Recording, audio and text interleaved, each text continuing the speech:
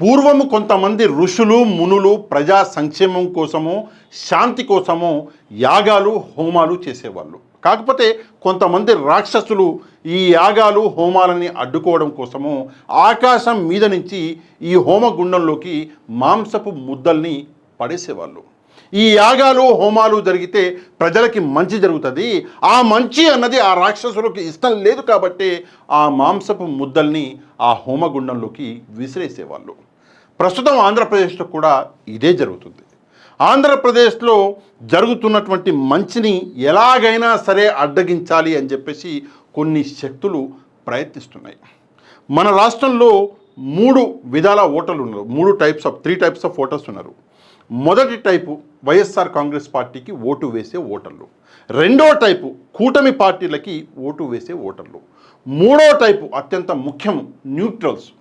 వీళ్ళు పార్టీలని అభిమానించారు, ఎవరు మంచి చేస్తే వాళ్ళకే ఓట్లు వేస్తారు, రాష్ట్రానికి ఎవరు పనికొస్తే వాళ్ళకే ఓట్లు వేస్తారు. ఈరోజు నేను చేయబోయే ఈ వీడియో ఆ న్యూట్రల్స్కి సంబంధించినటువంటి వీడియో. దయచేసి ఆ న్యూట్రల్స్ ఈ వీడియోని కొంచెం జాగ్రత్తగా ఎక్కడ కూడా స్కిప్ చేయకుండా చూడడం మాత్రమే కాదు, తప్పకుండా ఒక లైక్ అనేది చేయండి. ఈరోజు రాష్ట్రంలో అభివృద్ధి అన్నది మొదలైంది. ఇన్ఫ్రాస్ట్రక్చర్ మనం చూస్తున్నాము. గత 5 సంవత్సరాల వైఎస్ఆర్ కాంగ్రెస్ పార్టీ పరిపాలనలో 2019 నుంచి 24 మధ్యలో ఆంధ్రప్రదేశ్ రోడ్ల పరిస్థితి ఎంత దుస్థితిగా ఉండేనో మనందరికీ తెలుసు, ఎంత దారుణంగా ఉండేనో మనందరికీ తెలుసు. ఆ రోడ్లు ఇప్పుడు మళ్ళీ వేస్తున్నారు. రాష్ట్రంలో ఇన్ఫ్రాస్ట్రక్చర్ డెవలప్మెంట్ అన్నది జరుగుతుంది. దానికి ఇంకొక ఉదాహరణ మొన్ననే భోగాపురం ఎయిర్పోర్టు అన్నది మనకి ఇక్కడ స్టార్ట్ అయింది, చాలా పెద్ద ఉదాహరణ. అలాగే ఇన్ఫ్రాస్ట్రక్చర్ డెవలప్మెంట్లో భాగంగానే చాలా హైవేలు, నేషనల్ హైవేలు, అంతేకాదు గ్రామాలలో సైతం రోడ్లు ఈరోజు వేస్తున్నారు. మరొక వైపు ఇంటర్నేషనల్ సంస్థలు, పెద్ద పెద్ద సంస్థలు ఈరోజు ఆంధ్రప్రదేశ్లో పెట్టుబడులు పెడతామని చెప్పేసి ఈరోజు ఆంధ్రప్రదేశ్ని వెతుక్కుంటూ వస్తున్నాయి. ఆ సంస్థలు ఆంధ్రప్రదేశ్కి రావడం వల్ల ఆంధ్రప్రదేశ్ ఆదాయం పెరగడం మాత్రమే కాదు, మన పిల్లలకి ఉద్యోగ అవకాశాలు కూడా పెరుగుతాయి. మరొక వైపు మనం చూసుకుంటే రాష్ట్రానికి మనకి ఒక క్యాపిటల్ సిటీ లేదు, రాజధాని లేని రాష్ట్రం ఆంధ్రప్రదేశ్. ఈరోజు గర్వంగా అమరావతి మన క్యాపిటల్ సిటీ అని చెప్పేసి చెప్పుకునే పద్ధతిలో ఒక గెజిట్ని చంద్రబాబు నాయుడు గారు తీసుకొచ్చారు. మన భారతదేశంలో ఈ రోజు వరకు ఎప్పుడూ జరగలేదు. పార్లమెంట్లో ఒక గెజిట్ అన్నది ఒక రాష్ట్రానికి క్యాపిటల్ అన్నది తీసుకురావడం అనేది జరగలేదు. మొదటిసారి చంద్రబాబు నాయుడు గారు ఆంధ్రప్రదేశ్ రాజధాని అమరావతి అన్నటువంటి గెజిట్ని పార్లమెంట్లో పాస్ చేయించాడు. ఎందుకంటే రేపు పొద్దున్న మళ్ళీ ఎవడో వచ్చి తోకూపితే అది కరెక్ట్ కాదు కాబట్టి పార్లమెంట్లో ఆ గెజిట్ తీసుకొచ్చారు. మరొక వైపు పోలవరం అన్నది పూర్తయ్యే దిశలో ఉంది, మరొక వైపు అమరావతి ఫేజ్ 1 కూడా పూర్తయ్యే దిశలో ఉంది. అంటే రాష్ట్రంలో ఇన్ని మంచి పనులు జరుగుతుంటే కొంతమంది అది చూడలేక ఏం చేస్తున్నారు అంటే పనికి మాలిన పనులు చేస్తున్నారు. ఈరోజు దొంగ డాక్యుమెంట్లు సృష్టించడం దగ్గర నుంచి మొదలుకొని కుటుంబంలో ఉన్నటువంటి కోడళ్ళని సైతం హింసించేటటువంటి దుస్థితికి వైఎస్ఆర్ కాంగ్రెస్ పార్టీ నాయకులు పడిపోయారు. అంటే చెప్పుకుంటూ పోతే చాలా ఉన్నాయిలేండి, అదంతా టైం వేస్ట్. కానీ నిన్న ఒక వింత విచిత్రమైనటువంటి విషయం నేను చదివాను. ఈయన ఎమ్మెల్యే విరూపాక్షి గారు, ఈయన చేసినటువంటి పని ఏంటయ్యా అంటే ఏమైనా అందామంటే ఇక ఏం దుస్థితికి నేను దిగజారిపోవాల్సి వస్తుంది ఏమైనా అందామంటే పెద్ద మనిషిని. ఏం జరిగింది అంటే సంగాల అని చెప్పేసి అక్కడ గ్రామం, ఈయన ఆలూరు ఎమ్మెల్యే కదా, అక్కడ ఒక గ్రామంలో గిరి అనేటటువంటి ఒక వైఎస్ఆర్ కాంగ్రెస్ పార్టీ నాయకుడు కార్యకర్త ఎవడో అక్కడ ఇసుక అన్నది తరలిస్తున్నాడు, దొంగతనంగా తరలిస్తుంటే పోలీసులు ఆ గిరిని పట్టుకున్నారు. వినండి, చాలా ఇంట్రెస్టింగ్ ఉంటుంది స్టోరీ. పోలీసులు ఆ గిరిని పట్టుకున్నారు. పట్టుకోగానే ఆ గిరి ఏం చేసిండు, ఆహాహా ఇది టీడీపీ వాళ్ళు నా మీద పనిన కుట్రా, నేనేదో నా వ్యాపారం నేను చేసుకుంటుంటే నా వ్యాపారానికి అడ్డు తగులుతారా అని చెప్పేసి ఏం చేసిండు ఆ గిరి అంటే ఆయన నాయకుడు విరూపాక్షి గారు అంటే ఎమ్మెల్యే విరూపాక్షి గారి ఈయన ఏంటి వాళ్ళ నాయకుడు ఆయనకి ఫోన్ చేసిండు.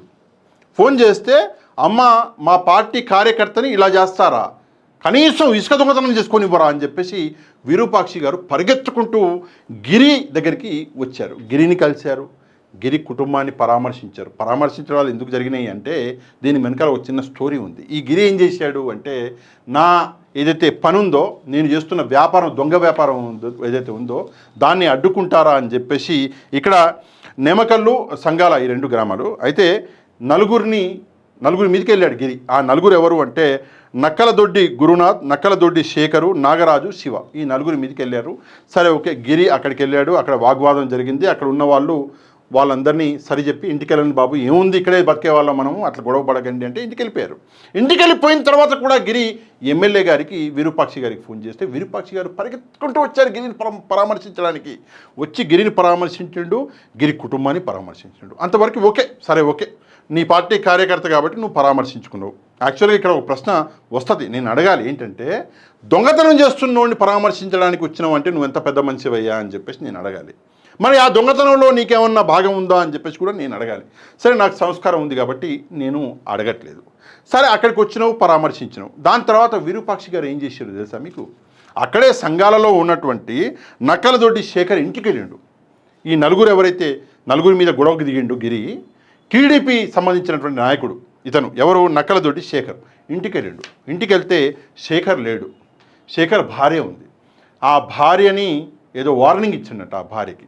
నేనేమంటానంటే, ఒకడు మగాడు అని అంటారు, రెండోది సరే ఓకే అనకూడదు, నేను ఆ మాట ఎందుకు వచ్చిన కూర. కానీ మనం విరూపాక్షి గారు అంటే మేలే కదా, మగాడే కదా, ఆడవాళ్ళతో మాట్లాడాల్సిన అవసరం ఏమొచ్చింది? అమ్మ ఉన్నాడా మీ ఆయన? సరే, ఫస్ట్ ఆఫ్ ఆల్ వెళ్ళకూడదు ఈయన, ఈయన వెళ్ళకూడదు, అదే చట్టరీత్యా నేరం. అయినా వెళ్ళాడు. ఉన్నాడా మీ ఆయన అంటే లేడు. సరే, వెళ్ళిపోవాలి. కానీ ఆడవాళ్ళకి వార్నింగ్ ఇచ్చిండు. వార్నింగ్ ఇచ్చి మనోడు సరే చక్కగా ఇంటికి వెళ్ళి పడుకున్నాడా అంటే లేదు. విరూపాక్షి గారు మళ్ళీ ఏం చేసిండు, పక్క గ్రామానికి వెళ్ళిండు, నేమకల్లుకి. ఎందుకు వెళ్ళిండు నేమకల్లుకి? ఈ నాగరాజు శివతో మాట్లాడదామని లేడు. అంటే మాట్లాడడం కాదు, కొట్టాలన్నటువంటి ఉద్దేశాలతో. ఎందుకంటే 5-6 బండ్లలో వెళ్ళారంట, రాళ్ళు కర్రలు తీసుకుని వెళ్ళారంట. ఆ నాగరాజు శివ దగ్గరికి వెళ్ళేసరికి అక్కడ ఏంటి అంటే ఈ నాగరాజుతో పాటు నక్కలదొడ్డి గురునాథు, శేఖర్ వీళ్ళు కూడా అక్కడే ఉన్నారు. అంటే సంఘాలలో ఉండేటటువంటి వాళ్ళు ఇక్కడ నేమకల్లులో ఉన్నారు. నలుగురు ఒకే చోట దొరికారు. దొరికేసరికి వీళ్ళు ఏం చేశారు అంటే ఎమ్మెల్యే గారి మనుషులు దారుణంగా ఈ నలుగురి మీద అటాక్ చేశారు. రాళ్లతోటి కర్రలతోటి ఇష్టారీతిన కొట్టారు. అంతేకాదు ఈ నాగరాజు శివ వీళ్ళు దళిత కుటుంబాలు, దారుణంగా కొట్టారు. కొట్టి ఈ సుచిత్ర అని చెప్పేసి నాగరాజు భార్య, ఇక ఆమె దుస్తులు చింపారంటున్నారు, లేదు మేము చింపలేదంటున్నారు, లేదు ముందు చింపారు, తర్వాత నా భర్త చూపించాడు అది అని చెప్పేసి చెప్తున్నారు. సరే, ఏదేమైనప్పటికీ కూడా ఆమెను కూడా దారుణంగా తిట్టారంట. ఈమె అనుకుంటా, సబ్జెక్ట్ కరెక్షన్, తిట్టారంట దారుణంగా. ఒక దళితురాలు అని చూడకుండా ఇష్టం వచ్చినట్టు తిట్టారంట. కాకపోతే ఈ విరూపాక్షి మరియు ఈ టీం ఏదైతే వెళ్ళిందో వీళ్ళు కొట్టినటువంటి ఈ దెబ్బలకి ఈ శివ ఎవరైతే ఉన్నారో మరియు నక్కలదొడ్డి శేఖర్ వీళ్ళిద్దరి పరిస్థితి విషమంగా ఉంది. ఎస్పెషల్లీ శేఖర్ చాలా డేంజర్లో ఉన్నాడు, ఎమర్జెన్సీలో ఉన్నారు అని చెప్పి చెప్తున్నారు. వీళ్ళని బళ్ళారిలో ఒక ప్రైవేట్ హాస్పిటల్కి తరలించారంట. మరి కొంత కష్టం అంటున్నారు శేఖర్ పరిస్థితి. చూడాలి, ఒకవేళ ఏమన్నా అయితే కనుక చక్కగా ఈ ఎమ్మెల్యే గారిని తీసుకెళ్ళి, ఇక తెలుసు కదా ఏమవుతుందో అని చేస్తే బాగుంటుంది. నెక్స్ట్ వచ్చేసి ఇక్కడ చాలా ముఖ్యమైనటువంటి ఒక అంశం మనం డిస్కస్ చేయాలి. ఏంటంటే జగన్మోహన్ రెడ్డి గారు జనరల్గా ఏం జరుగుతుంది, ఒక ప్రతిపక్ష నాయకుడు అనే వ్యక్తి, ఫర్ ఎగ్జాంపుల్ తల్లికి వందనం అనే స్కీమ్ ఉంది.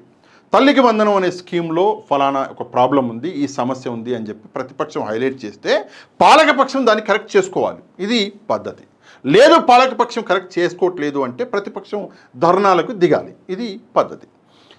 కానీ మన రాష్ట్రంలో ఏం జరుగుతుంది అంటే ఇట్లాంటి విషయాల మీద వైఎస్ఆర్ కాంగ్రెస్ పార్టీ ప్రశ్నించట్లే, ప్రజా సమస్యల మీద ప్రశ్నించట్లే, ప్రజలకి రావాల్సినటువంటి జరగాల్సిన మంచి మీద ప్రశ్నించట్లే.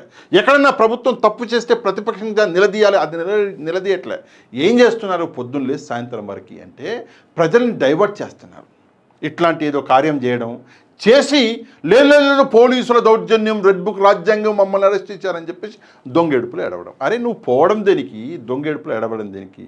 ఏడ్చేవాడివైతే ఎందుకు వెళ్ళావు? అంత భయం ఉన్నోడివైతే నాకు అర్థం కాదు. అసలు నువ్వు వేరే వాళ్ళ ఇంటికి వెళ్ళొచ్చా అట్లా జనాల్ని తీసుకొని, కర్రలు తీసుకొని, రాళ్ళు తీసుకొని?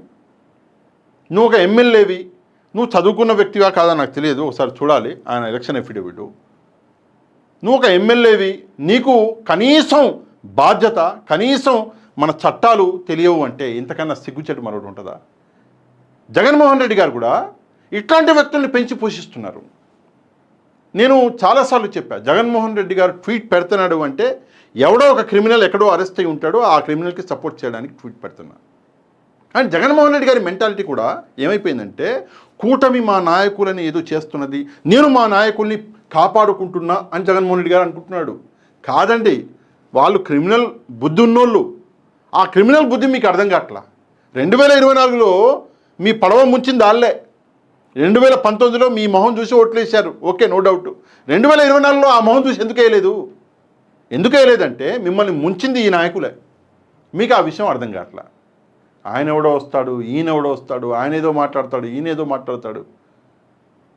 ఇదంతా అవసరమా? దయచేసి ఒకసారి జగన్మోహన్ రెడ్డి గారు ఆలోచించాలి. ఉత్తరాంధ్ర అంటున్నారు కదా, ఉత్తరాంధ్రలో 34 సీట్లు అనుకుంటా ఉన్నది. మీకు ఇచ్చింది ఎన్ని? 2గా ఇచ్చింది. మొన్నే కదండి ఉత్తరాంధ్ర ప్రజలు తీర్పిచ్చింది, ఎన్నికలు జరిగినాయి. 34 సీట్లు ఉంటే మీకు ఇచ్చింది 2. మళ్ళీ ఉత్తరాంధ్ర మీద పడ్డారు, అక్కడ రాజకీయాలు చేస్తున్నారు. కొంతన్నా మనకు సిగ్గుండాలి కదా. ఇది ఒకవైపు జరుగుతుంటే, మరొక వైపు ఉరవకొండ విశ్వేశ్వరరెడ్డి గారు, ఈయనది వింత విచిత్రం. ఎవడేమల్లా ఈయనని, పోలీసులు రావట్లేదు, నన్ను అరెస్ట్ చేయట్లేదు, నేనే వెళ్తే అరెస్ట్ అవ్వడానికి అని చెప్పేసి ఈయన ఏం చేశాడు, రెడ్ బుక్ మీద ధ్వజం ఎత్తాడు. ఏదో చేయబోయిండు, ఏదో సిలిండర్ తీసుకొచ్చిండు, ఏదో చేయబోయిండు, నన్ను అరెస్ట్ చేయండి, నేను కూడా హైలైట్ అవ్వాలి అని చెప్పి ఒక ప్రయత్నం చేసిండు. నాకైతే ఏమి నవ్వొచ్చింది. అసలు ఆయన చేసిన పని ఏంది, దేనికోసం అంటే, ఈ అరెస్టుల మీదంట రెడ్ బుక్ అరే అమ్మ జీవితం, నిన్ను అరెస్ట్ చేయట్లేదని ఏడు.